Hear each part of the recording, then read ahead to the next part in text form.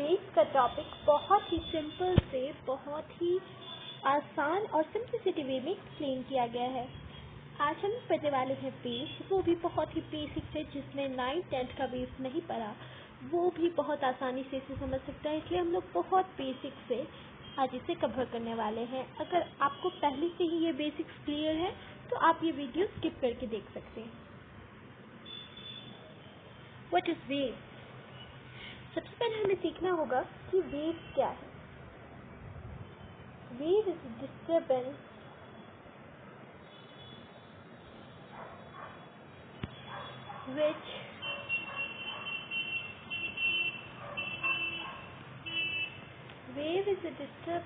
which travels in a medium.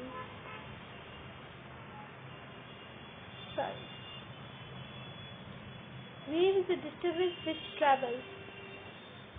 ठीक है, तो वेव क्या है?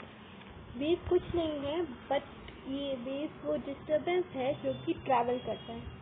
ठीक है, तो और ये डिस्टर्बेंस या तो कोई एनर्जी हो सकता है या फिर कोई मोमेंटम। तो इसका मतलब वेव चल रहा है तो हम उसे बोल सकते हैं कि ये एनर्जी ट्रैवल कर रही है, या फिर ये मोमेंटम ट्रैवल कर रहा है, या फिर ये पैटर्न ऑफ डिस्टर्बेंसेस ट्रैवल कर रहा है। जैसे ये वेव्स है, तो जो वेव्स ट्रैवल कर रही हैं, देख सकते हैं आप लोग, ये जो वेव्स ट्रैवल कर रही हैं, तो ये जो वेव्स ट्रैवल कर रही हैं, ये इनके फॉर्म में क्या है? ये जो पैटर्न है डिस्टर्बेंस का वो ट्रैवल कर रहा है। तो pattern of disturbance is travelling, energy is travelling and momentum is travelling. ठीक है, इतना तो क्लियर है। अब आ जाते हैं टाइप्स ऑफ वेव्स में।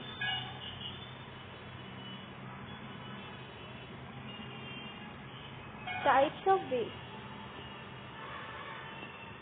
तो नॉर्मली दो टाइप के वेव होते हैं। एक होती है मैकेनिकल वेव और दूसरी होती है नॉन मैकेनिकल वेव। ठीक है, इसे भी आप नोट कर लीजिए। तो एक होती है मैकेनिकल वेव और दूसरी होती है नॉन मैकेनिकल वेव। और भी दो टाइप्स होते हैं वेव के, वो होते हैं लॉन्गिट्यूडनल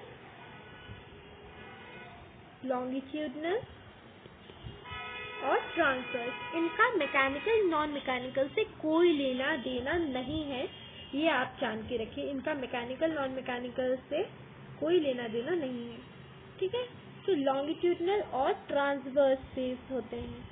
ठीक है, अभी हम लोग डिटेल में जानेंगे कि ये क्या होते हैं। सबसे पहले शुरुआत करते हैं हम लोग मैकेनिकल वेव से। क्या है ये मैकेनिकल वेव?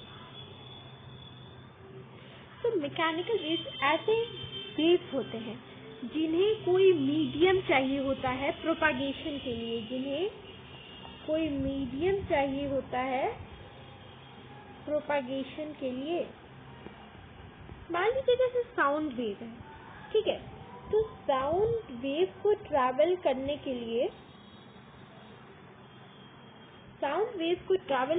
लिए मीडियम की जरूरत होती है। इसका मतलब कि मान लीजिए कि ये एक मीडियम है, मान लीजिए कि एयर है और ये एयर के पार्टिकल्स हैं। ठीक है, अब जब यहाँ पर डिस्टर्बेंस क्रिएट हो रही है, वाइब्रेशन हो रहा है, ठीक है, हम लोग जानते हैं कि वाइब्रेशन प्रोड्यूसेस साउंड।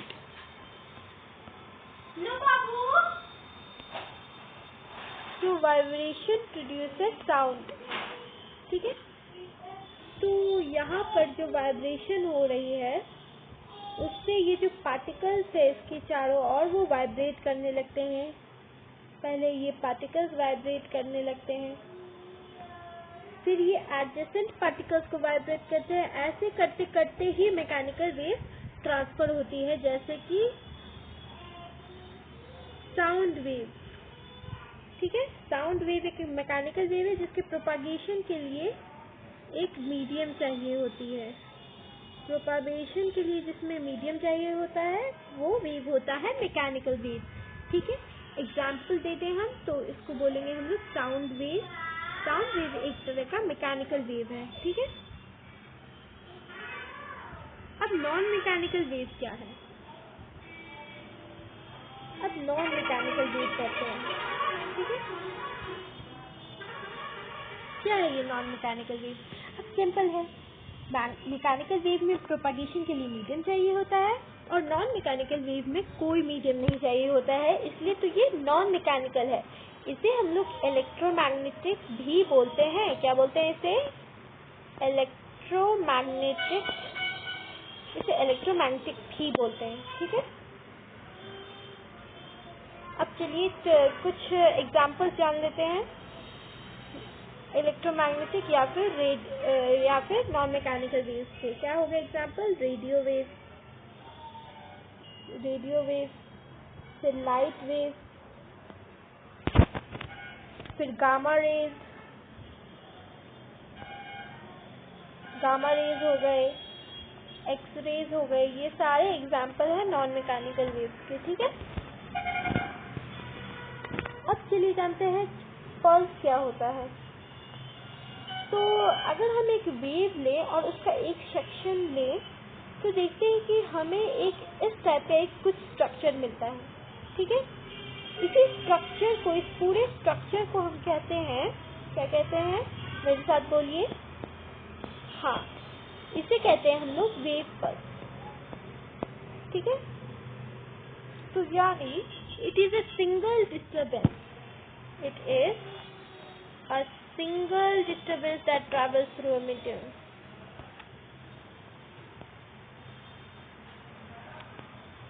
ठीक है, ये सिंगल डिस्टर्बेंस है। मतलब मान लीजिए कि हम लोग वेव को डिस्टर्बेंस बोलते हैं, राइट। ये पूरा वेव है तो इस पूरे को हम लोग डिस्टर्बेंस बोलेंगे और इसे हम लोग एक सिंगल डिस्टर्बेंस बोलेंगे जो कि है वेव पल्स, ठीक है।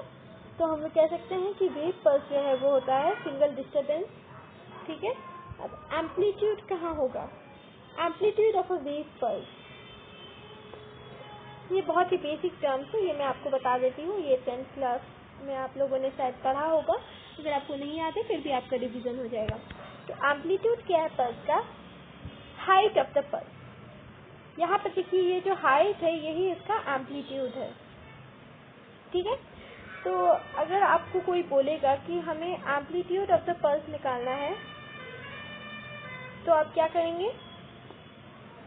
आप यहाँ से ये जो ग्राउंड पोर्शन है यहाँ से इसकी जो हाइट है वहां तक की नाप लेंगे, उसे हम लोग एम्पलीट्यूड बोलेंगे। एम्पलीट्यूड सिंपल भाषा में क्या होता है? मैक्सिमम डिस्प्लेसमेंट, ठीक है। हम जानते हैं amplitude is equal to maximum displacement, ठीक है। Amplitude is equal to maximum displacement, तो इसलिए amplitude is equal to maximum displacement. तो इसलिए इस वेव का जब ये ट्रैवल कर रहा है, देखिए ऐसे ट्रैवल करता है ना वेव, और ये मान लीजिए तो इसका जो हाईएस्ट डिस्प्लेसमेंट है ये है उसका। पार्टिकल कैसे वाइब्रेट करता है? पार्टिकल एक किसी भी वेव में ऐसे वाइब्रेट करता है या तो ऐसे वाइब्रेट करता है, ठीक है। मान लेते हैं कि इस केस में ये ऐसे वाइब्रेट कर रहा है, ठीक है। ऐसे ये वाइब्रेट कर रहा है, तो ऐसे वाइब्रेट कर रहा है, तो ये इसकी मीन पोजीशन हुई और यहाँ पर जब ये आता है तो उसकी मैक्सिमम डिस्प्लेसमेंट हुई। और जब हम इसका वेव ड्रॉ करते हैं तो ये इस तरह का बनता है, इसलिए इसकी हाइट को हम लोग एम्पलीट्यूड कहते हैं, ठीक है। समझ आ गया? अब पल्स स्पीड क्या होता है? पल्स स्पीड बहुत ही सिंपल है। जैसे हम लोग डिस्प्लेसमेंट बाय टाइम करते हैं, डिस्टेंस बाय टाइम करते हैं, स्पीड होता है, वैसे ही जो डिस्टेंस पल्स ट्रैवल करता है एक स्पेसिफिक टाइम में, उसे हम लोग पल्स स्पीड कहते हैं, ठीक है।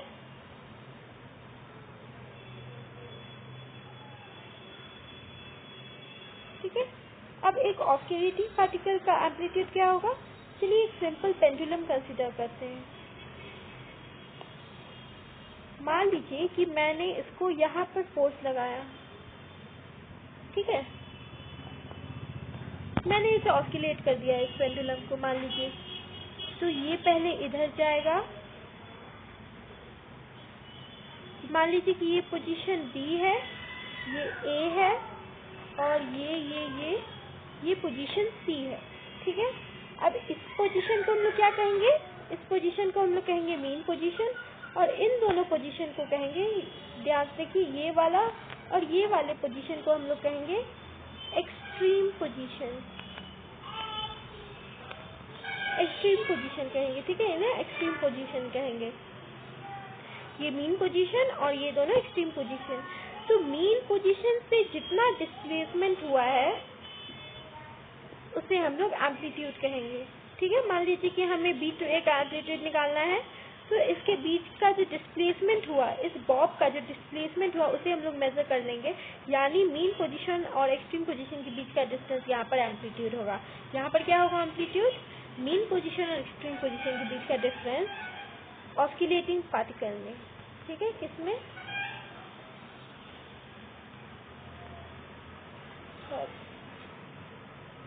ऑस्किलेटिंग पार्टिकल में। ठीक है,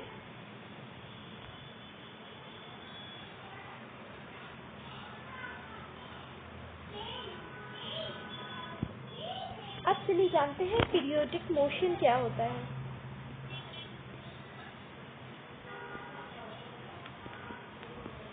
ये आप लोगों ने 6th क्लास से पढ़ रखा है। पीरियोडिक मोशन क्या होता है, जल्दी से बताइए। A motion that occurs in a repeated pattern over equal intervals of time. ठीक है, तो ये पीरियोडिक मोशन जो होता है एक ऐसा टाइप का मोशन होता है जो कि एक रिपीटेड पैटर्न में ऑकर होता है, एक रिपीटेड पैटर्न में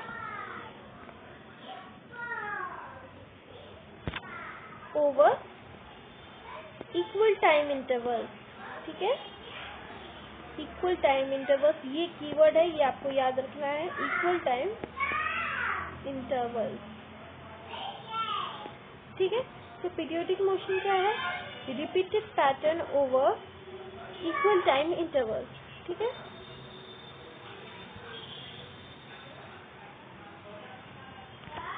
चलिए हमने सीख लिया कि पीरियोडिक मोशन क्या होता है। पीरियोडिक मोशन के एग्जांपल वेव के मोशन, ये भी एक पीरियोडिक मोशन ही होता है क्योंकि ये रिपीटेड सेम पैटर्न रहता है डिस्टर्बेंस का, है ना, और ये इक्वल टाइम इंटरवल्स में होता है, तो इसलिए वेव मोशन।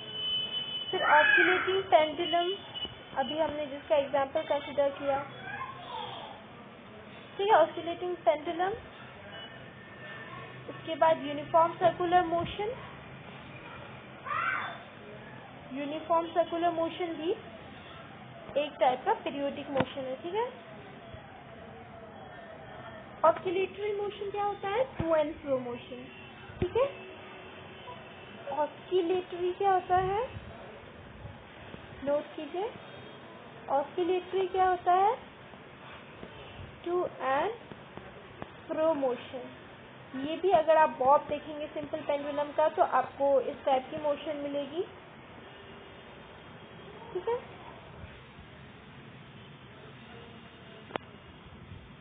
अब इक्विलिब्रियम पोजीशन क्या है? जो कि मीन पोजीशन होता है। ठीक है,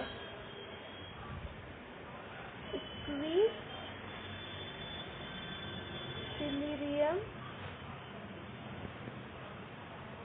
या फिर इसे हम मीन पोजीशन भी कहते हैं।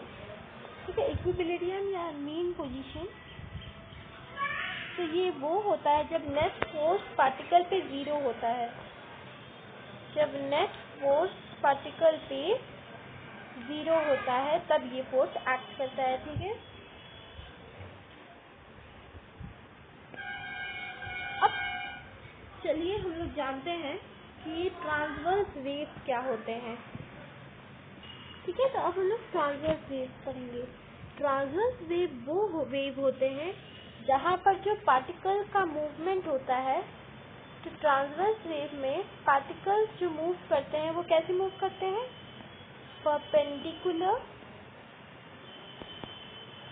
Perpendicular to direction of propagation. ठीक है, तो पार्टिकल्स जो है वो परपेंडिकुलर होते हैं to the direction of propagation. तो मान लीजिए कि ये डायरेक्शन ऑफ प्रोपागेशन है, तो पार्टिकल इस तरह से मूव करेगा परपेंडिकुलरली। ठीक है, 90 डिग्री या फिर परपेंडिकुलरली मूव करेगा। तो इसका हम लोग जो ग्राफ बनाते हैं, जब हम लोग वेव का ग्राफ बनाते हैं, यहाँ पर देखिए, तो ये एक ट्रांसवर्स वेव है। देखिए यहाँ पर अगर वेव ट्रैवल कर रहा है तो पार्टिकल मोशन कैसे होगा? पार्टिकल मोशन इस डायरेक्शन में होगा। किस डायरेक्शन में? मैं जो डायरेक्शन बता रही हूँ, ये फिगर आप ड्रॉ कर लीजिए अपने बुक में और यहाँ पर लिख लीजिए पार्टिकल मोशन। यहाँ पर मैंने शॉर्ट में लिख दिया, यहाँ लिख लीजिए आप लोग पार्टिकल मोशन।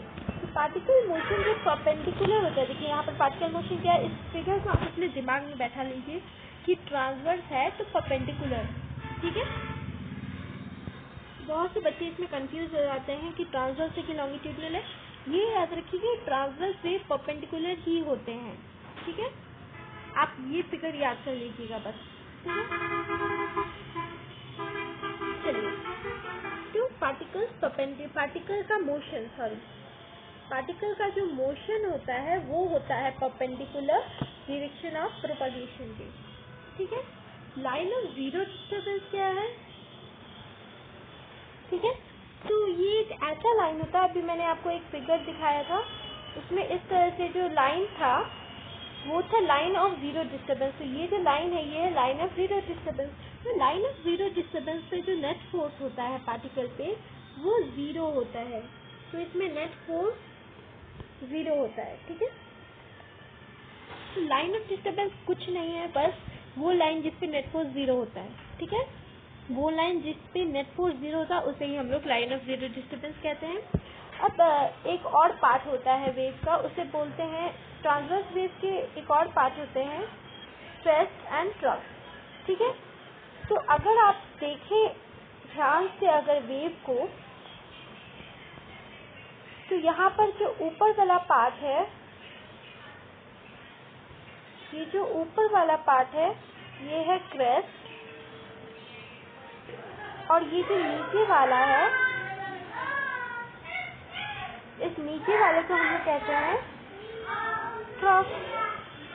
बहुत आसान है, आप इसे इसी ऑर्डर में याद कीजिए कि दो पार्ट होते हैं क्रेस्ट और ट्रफ। आप इसे क्रेस्ट ट्रफ इसी ऑर्डर में याद कीजिए ताकि आपको याद रहे कि ऊपर वाला क्रेस्ट होता है और नीचे वाला ट्रफ होता है। तो क्रेस्ट क्या होता है? Part above line of zero disturbance, और ट्रफ जो होता है वो part below line of zero disturbance. ठीक है, और एम्पलीट्यूड क्या होता है? तो एम्पलीट्यूड क्या होता है? Maximum displacement from the equilibrium position. तो मान लीजिए कि पार्टिकल का ये इक्विलिब्रियम पोजीशन था और इससे इसने यहाँ तक डिस्प्लेस किया वाइब्रेट होते हुए। अभी हम लोग ट्रांसवर्स का केस ले रहे हैं, इसलिए इसको ऐसे समझते हैं। मान लीजिए यहाँ पर एक पार्टिकल है जो कि डिस्प्लेसमेंट के बाद यहाँ पर चला जाता है, तो ये जो डिस्टेंस है इसे हम लोग एम्पलीट्यूड कहेंगे। और वेव जब हम ड्रॉ करते हैं ये लाइन ऑफ जीरो डिस्टर्बेंस, तो उस समय इसका जो हाइट है मैंने आपको बताया था, उसे हम लोग एम्पलीट्यूड नापते हैं। ठीक है, और इसके नीचे से भी एम्पलीट्यूड नापा जा सकता है, इसका हाइट नापकर। ट्रफ का भी हाइट आप नाप सकते हैं या फिर क्रेस्ट का भी। ठीक है, आप ट्रफ का भी हाइट नाप सकते हैं और क्रेस्ट का भी। और यहाँ पर देखिए आप लोग, तो अब चलिए बच्चों, अब हम लोग कुछ सब इम्पोर्टेंट पॉइंट नोट करते हैं। ये ऐड देखिए, ये ऐड मैंने नहीं दिया है, ये जो ऐप में यूज कर रही हूँ ना उसने दिया है। ठीक है, मुझे मत बोलिएगा, ये मेरा ऐड नहीं है, मैं प्रमोशन नहीं कर रही हूँ इसका। ठीक है, तो कुछ इम्पोर्टेंट पॉइंट नोट करिए कि जो मैकेनिकल वेव है, तो जो मैकेनिकल वेव है वो या तो लॉन्गिट्यूडनल हो सकता है, मतलब इसका कोई रिलेशन नहीं है, बट ये जो मैकेनिकल वेव है वो लॉन्गिट्यूडनल भी हो सकते हैं और ट्रांसवर्स भी। ठीक है, नेक्स्ट पॉइंट हम लोग नोट करते हैं, पर जो नॉन मैकेनिकल वेव होते हैं या फिर इलेक्ट्रोमैग्नेटिक वेव वो हमेशा ट्रांसवर्स होते हैं। इसका मतलब अगर आपको पूछा जाए कि what is the direction of propagation of non mechanical wave, sorry in what direction is the particle motion with respect to the direction of propagation of wave, तो हम जानते हैं कि नॉन मैकेनिकल वेव एक ट्रांसवर्स वेव है।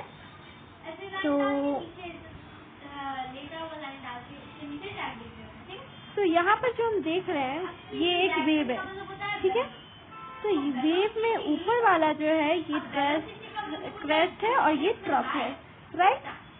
तो अब ये जो पार्टिकल मोशन है यहाँ पर ऐसे ऐसे हो रहा है पार्टिकल मोशन, और यहाँ पर वेव प्रोपागेट कर रहा है, और इसी तरह से नॉन मैकेनिकल वेव प्रोपागेट करता है। ठीक है,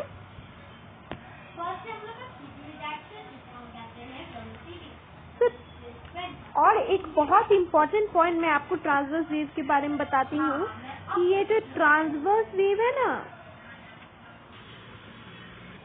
ठीक है बच्चों, तो एक और इम्पोर्टेंट पॉइंट आप नोट कीजिए कि ये जो ट्रांसवर्स वेव होते हैं वो सिर्फ और सिर्फ लिक्विड और सॉलिड के सरफेस में पाया जाता है। क्यों?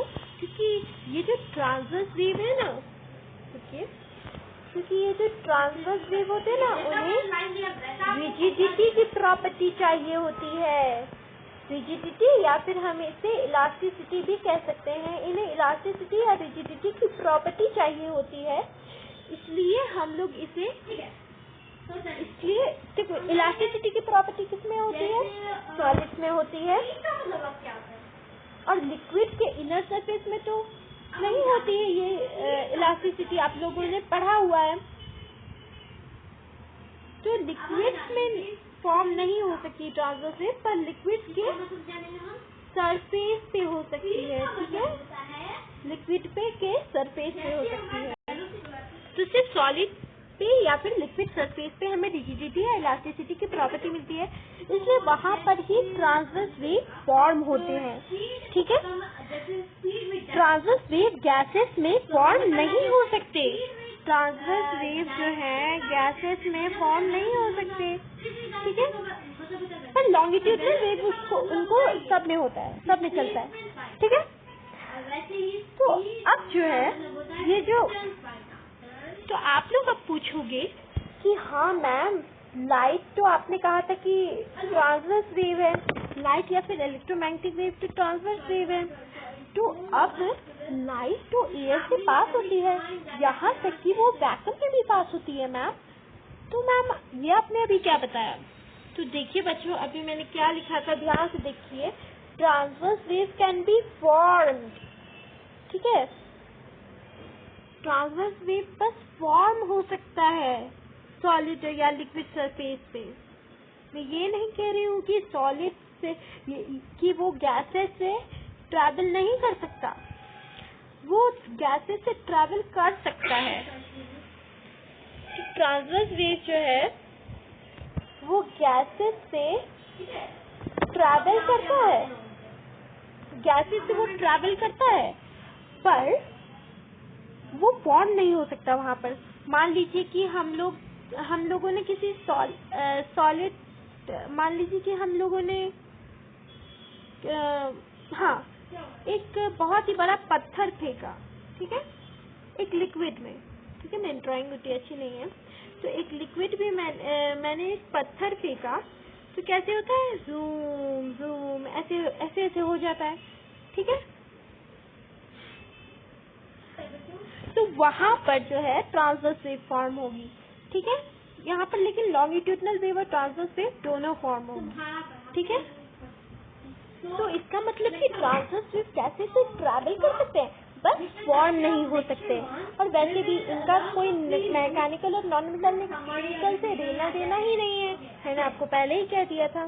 ठीक है, तो चलिए अब बढ़ते हैं लॉन्गिट्यूडनल वेव पे।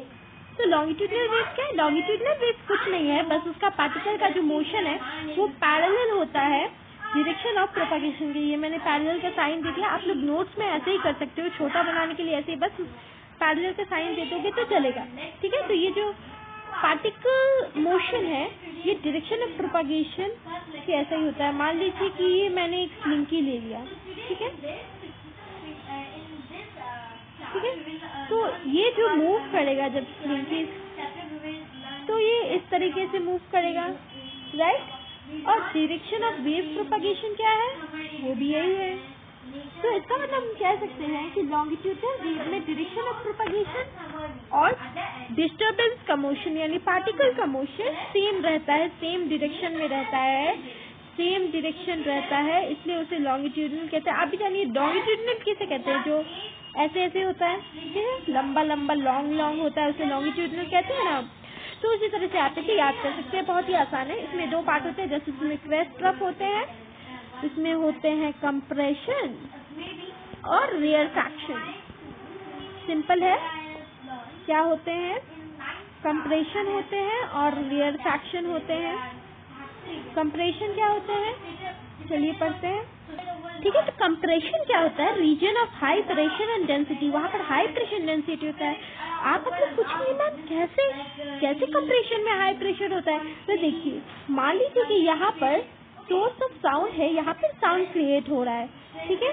तो यहाँ के जो पार्टिकल्स हैं ये वाइब्रेट करेंगे, जैसे ये वाइब्रेट करेंगे तो और सब जो एडजेसेंट पार्टिकल्स हैं उनको ये पुश करेंगे, उनको ये पुश करेंगे, और जैसे ये पुश करेंगे ये कंप्रेस हो जाएंगे, ठीक है। जैसे ये पुश करेंगे तो ज्यादा मॉलिक्यूल हो जाएंगे, यहाँ पर हो जाएंगे कि नहीं, और ज्यादा मॉलिक्यूल हो जाते हुए तो डेंसिटी बढ़ जाती है, ठीक है। तो यहाँ पर जो है डेंसिटी, ये डेंसिटी बढ़ रही है, ठीक है। तो यहाँ पर डेंसिटी बढ़ रही है, डेंसिटी बढ़ रही है। हम जानते हैं कि प्रेशर डायरेक्टली प्रोपोर्शनल होता है, प्रेशर जो है वो डायरेक्टली प्रोपोर्शनल होता है डेंसिटी के, डेंसिटी के डायरेक्टली प्रोपोर्शनल होता है। इसलिए कंप्रेशन जो है एक रीजन ऑफ हाई प्रेशर बनाता है, ठीक है। उसी के ऑपोजिट रेयरफैक्शन जो है, उसी के ऑपोजिट जो है रेयरफैक्शन, वो क्या बनाता है, वो रीजन ऑफ लो प्रेशर या लो डेंसिटी बनाता है। ये कब होता है, जब वाइब्रेटिंग ऑब्जेक्ट पीछे मूव करता है। जैसे मान लीजिए कि ये ट्यूनिंग फॉर्क है, ये जब आगे मूव करेगा, ठीक है, मान लीजिए कि ये आगे मूव किया, ठीक है, आगे मूव किया वाइब्रेट करते समय, और ठीक है, तो यहाँ पर पुश किया कि यहाँ पर region of rarefaction, sorry compression यहाँ पर हो गया रीजन। जैसे ही ये वापस मूव बैक करेगा तो यहाँ पर एक लो प्रेशर रीजन क्रिएट हो जाएगा, जिसे हम लोग रेयरफैक्शन बोलेंगे, ठीक है। क्लियर है, ये बहुत अच्छी तरीके से क्लियर है। और लॉन्गिट्यूडनल वेव्स मैंने आपको कह ही दिया था, वो जो ट्रैवल करते हैं उन्हें कुछ फर्क नहीं पड़ता, वो ट्रैवल थ्रू ऑल मीडियम, ठीक है। साउंड वेव क्या है, लॉन्गिट्यूडनल वेव है, इसलिए वो हर वेव हर मीडिया से ट्रैवल कर सकते हैं, ठीक है।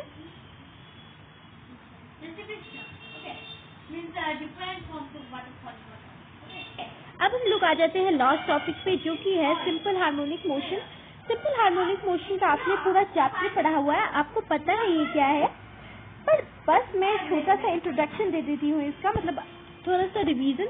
सिंपल हार्मोनिक मोशन जो होता है वो मोशन होता है जिसमें कोई भी ऑस्किलेटिंग सोर्स नेसेसरी होता है। तो इस टाइप की वाइब्रेशन या ऑस्किलेशन में एक ऑस्किलेटिंग सोर्स नेसेसरी होता है, और ये जो मोशन है ये ऐसा वेव बनाता है जो सोर्स से दूर जाता है। मान लीजिए कि ये सोर्स है, ठीक है, मान लीजिए कि ये सोर्स है, तो वेव जो बनेंगे वो सोर्स से दूर जाएंगे सिंपल हार्मोनिक मोशन में, ठीक है, समझ आ गया। तो आज हमने क्या बहुत कुछ कवर किया है, हमने बहुत चीज कवर किया है, लॉन्गिट्यूडनल वेव तक हमने बस कवर किया है। अगले दिन से हम लोग और भी कुछ बेसिक टर्म जानेंगे वेव के, जैसे wavelength, time period, frequency etcetera. ये सब जानने के बाद हम लोग जाएंगे वेव इक्वेशन, इन सभी चीजों पर जो कि टेक्निकल एस्पेक्ट्स हैं इस चैप्टर के। ठीक है, थैंक यू। आई होप आपको मजा आया होगा। अगर आपको मजा आया तो इस चैनल को सब्सक्राइब कर दीजिएगा, और अगर आपको ये लेक्चर पसंद आया तो लाइक कर दीजिएगा, अगर नहीं पसंद आया तो डिसलाइक कर दीजिएगा, ताकि हमें भी पता चले किन्हीं बच्चों को नहीं अच्छा लग रहा है। और अगर कुछ भी करेक्शन है या फिर कुछ भी डाउट हो तो आप लोग कमेंट सेक्शन में पूछिए। Thank you.